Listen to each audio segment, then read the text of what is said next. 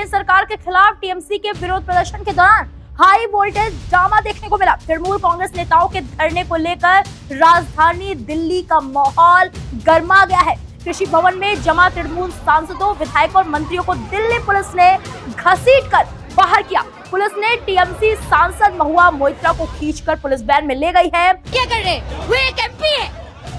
ये क्या हो रहा है? एक एमपी के साथ ऐसा कर रहे हैं आप लोग? यही है। वहीं ममता बनर्जी के भतीजे अभिषेक बनर्जी, डोला सेन समेत तृणमूल नेताओं को एक एक कर लगातार उत्पीड़न का सामना करना पड़ा।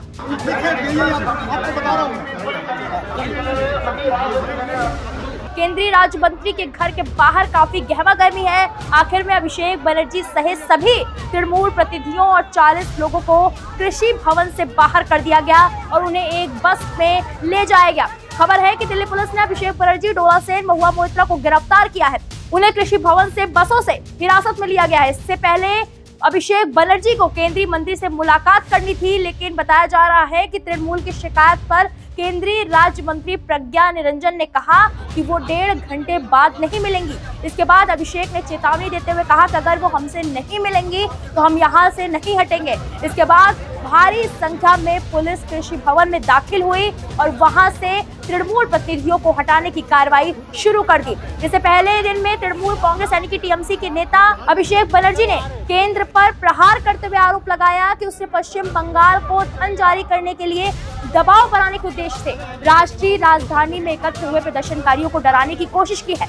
महात्मा गांधी की जयंती पर यहां राजघाट पर 2 घंटे तक धरना देने के एक दिन बाद बनर्जी ने टीएमसी सांसदों, विधायकों और राज्य के मंत्रियों और समर्थकों सहित मनरेगा श्रमिकों के साथ राष्ट्रीय राजधानी स्थित जंतर मंतर पर प्रदर्शन किया है। टीएमसी के राष्ट्रीय महासचिव बनर्जी ने कहा कि उन्होंने टीएमसी के 50 नेताओं को रोकने के लिए करीब 5,000 से 10,000 पुलिस कर्मियों, आरएएफ और अन्य बलों को भेजा गया।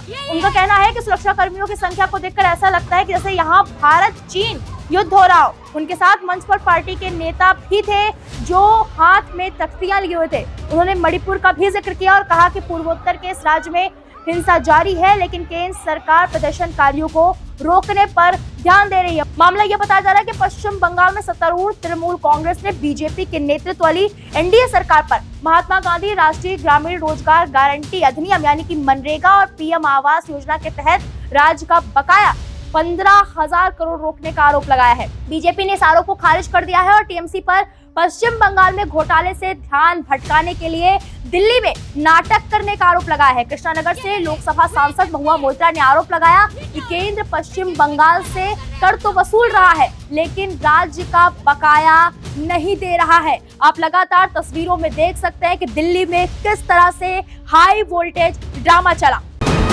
वीके न्यूज, राष्ट्र के नाम।